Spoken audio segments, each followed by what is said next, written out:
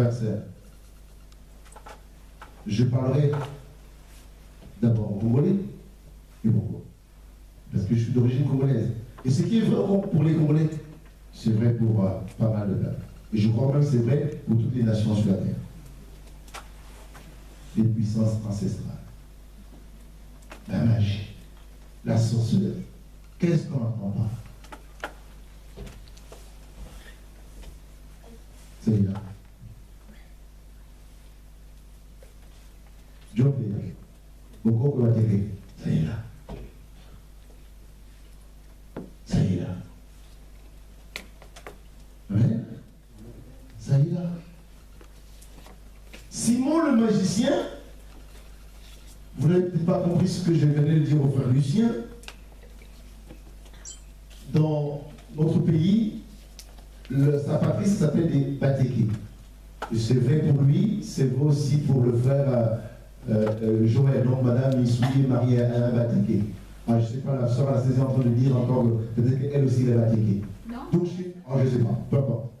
Donc chez nous, les Batékés, ils prétendent qu'ils ont du pouvoir. Comme Simon le magicien. Ils ont des grands pouvoirs. Ils peuvent arrêter la pluie, ils peuvent arrêter le soleil, ils peuvent faire je ne sais quoi. Et comme je taquinais mon frère Lucien, comme le Lucien aussi c'est un jumeau, et donc chez nous, quand la pluie commence à arriver, ah non, il ne faut pas que la pluie pleuve, allez chercher Lucien. Et puis il vient là, il fait ses gris-gris, il fait ses grimaces, je ne sais pas quoi, je ne sais pas comment le pluie l'en a arrêté, depuis quand en Normandie, si tout le monde nous arrêter, on aurait même suffi. Hein. Qu'est-ce qu'on nous raconte pas? Les choses ancestrales. Frères et sœurs, cet homme était un magicien, quelqu'un de remarquable, quelqu'un qui étonnait, tellement qu'il faisait des choses extraordinaires en sa main. Amen. Mais que nous dit la parole de Dieu? Il s'est converti. C'est une bonne chose. Il est venu à Dieu.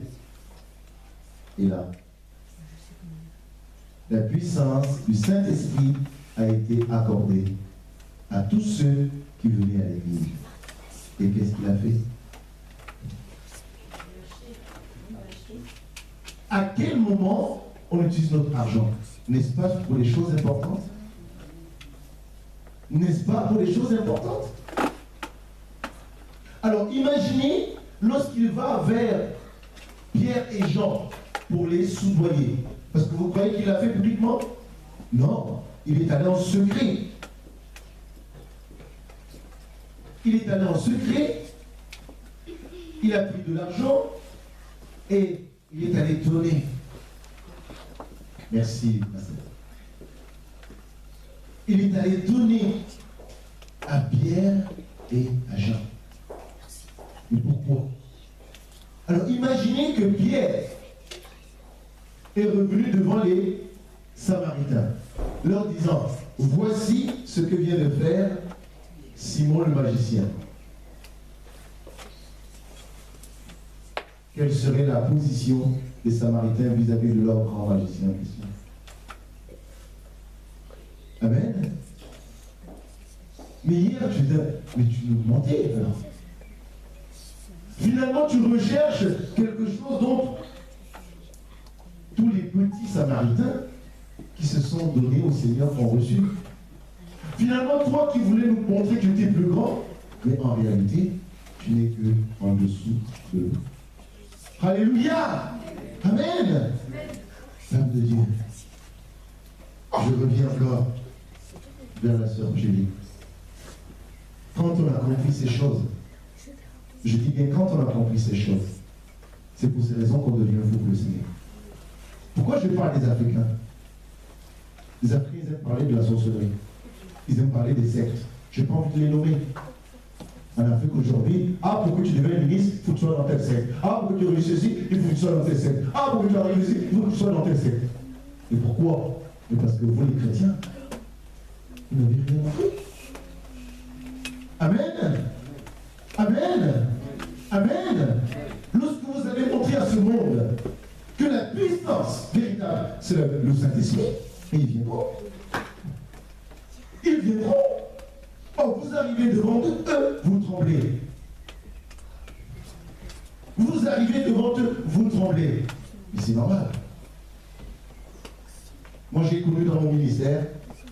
Moi, je vais vous raconter 3 faits, je vais m'arrêter là. Voilà. J'arrive dans un lieu. Et le monsieur était soi-disant magicien, je ne sais pas quoi. Je dis, nous nous mettons à parler. Et puis il me dit, mais t'as pas besoin que je te donne des conseils sur ton avenir, sur ceci, sur ton. Je le regarde tranquillement. Je dis, non, je n'en ai pas besoin. Puis il me dit, oui, tu as raison. Quand tu étais déjà dans le pied de mon immeuble, je savais qu'il y avait une autorité qui arrivait ici. Nous avons le pouvoir. Lorsque nous arrivons quelque part, eux, ils tremblent. J'étais dans un lieu, le monsieur disait, vous pouvez prier. Mais ne priez pas votre nom, parce que moi, après, ça me perturbe. C'est pourquoi? Parce que lorsque je prie en intelligence, écoutez-moi avant de dire, lorsque je prie en intelligence, de temps en temps, j'ai des doutes. Je suis comme Jésus devant Lazare qui est mort. Le Seigneur me dit, prononce la résurrection. Et moi, dans mon entendement, si je peux avoir peur, je peux avoir des doutes. Tout le monde me suit. Mais à partir du moment où je prie en langue, ce que je dis, je ne comprends pas. Parce que vous le savez, moi je ne comprends pas. Mais je dis les merveilles de Dieu.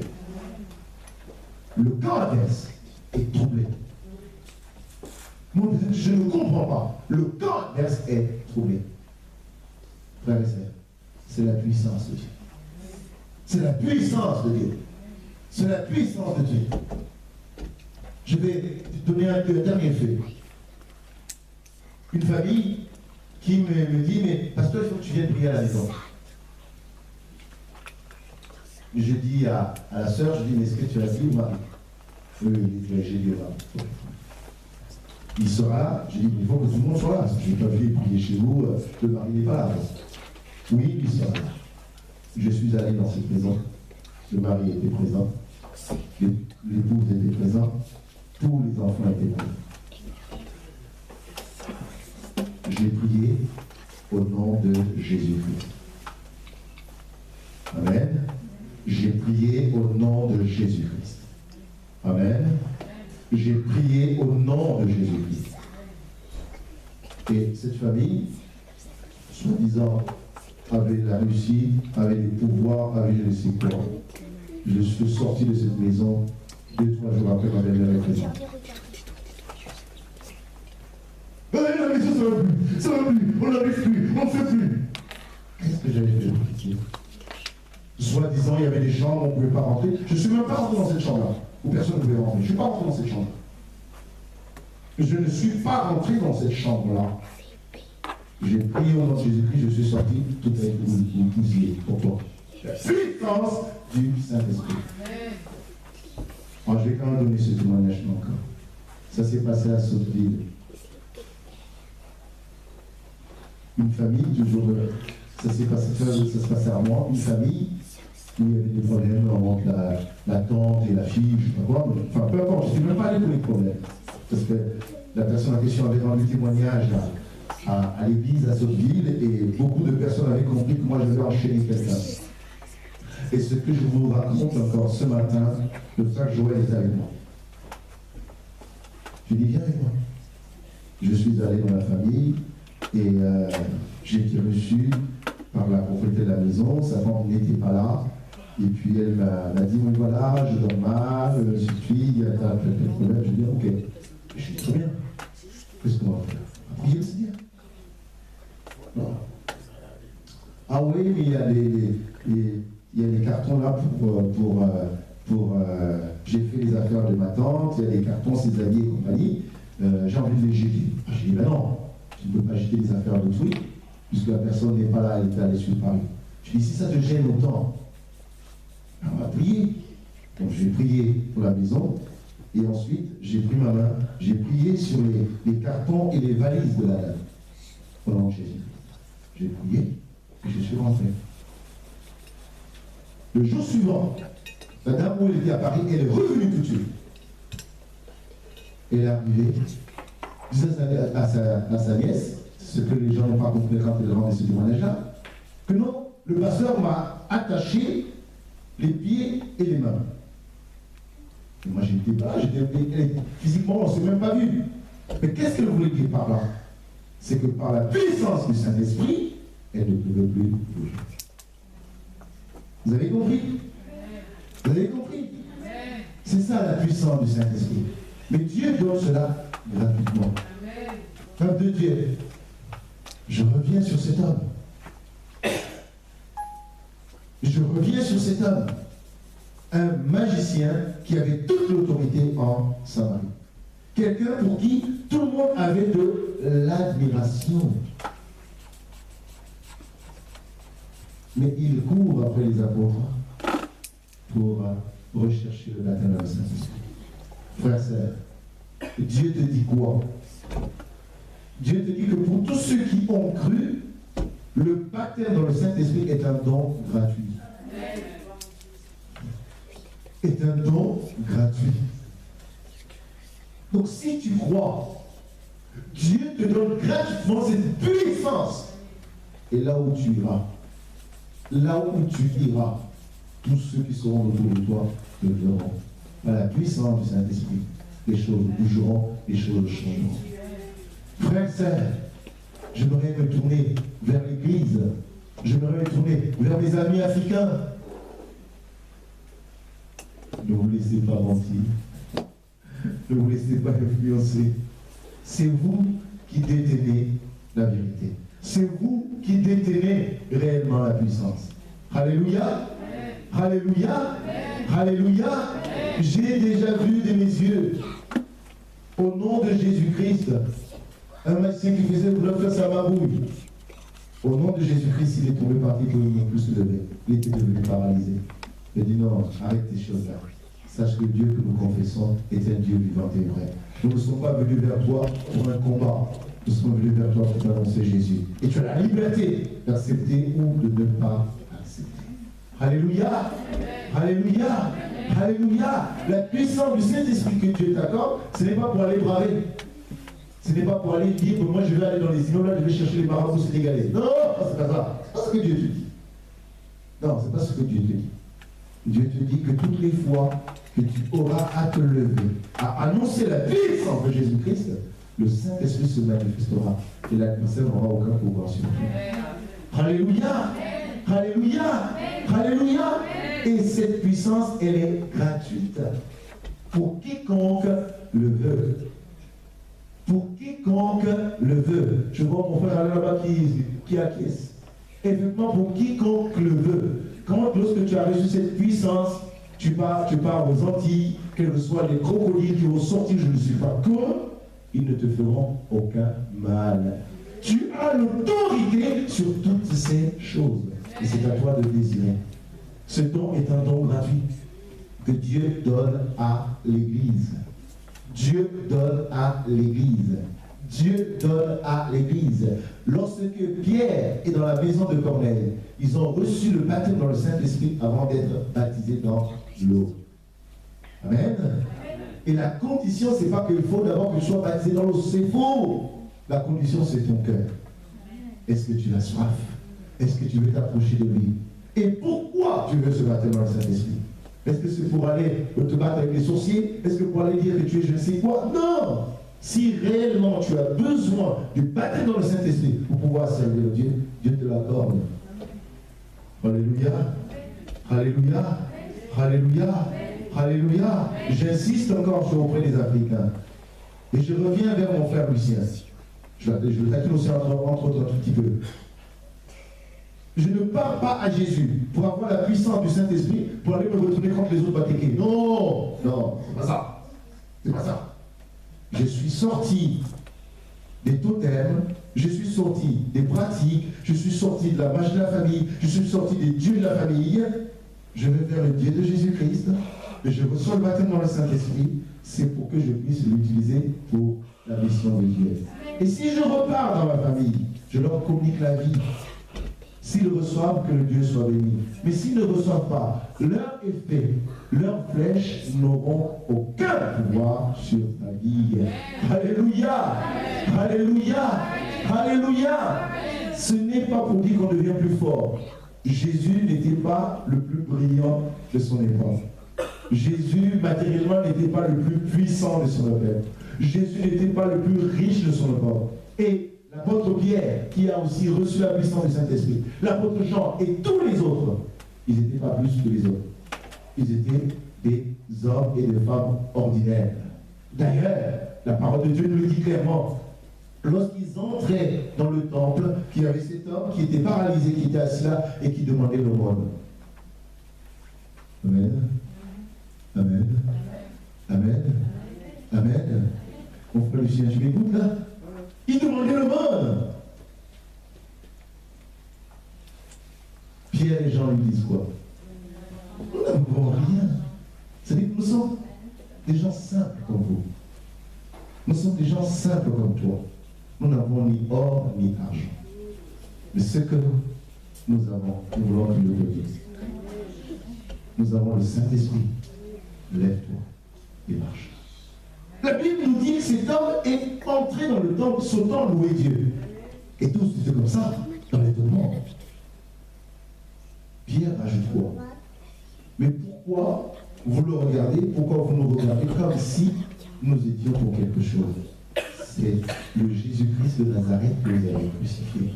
C'est en son nom, la puissance du Saint-Esprit qui nous a accordé, qui peut faire ces choses. Alléluia. Qui peut faire ces choses. Ce n'est pas les choses de ce monde. Et frères et sœurs, j'aimerais que chacun de nous puissions venir. Venir maintenant. Venir maintenant. Venir maintenant. Et quel que soit l'endroit où tu te trouves, le Saint-Esprit t'accompagnera. Que tu sois au milieu des gens qui sont dans des sectes, qui ont je ne sais pas quel grade. Ici, il n'y a pas de grade. Celui qui veut, Dieu le lui accorde. Amen. Dieu ne te dit pas non, fais d'abord le premier cours, puis le deuxième, puis le troisième, puis le quatrième, puis sacrifie.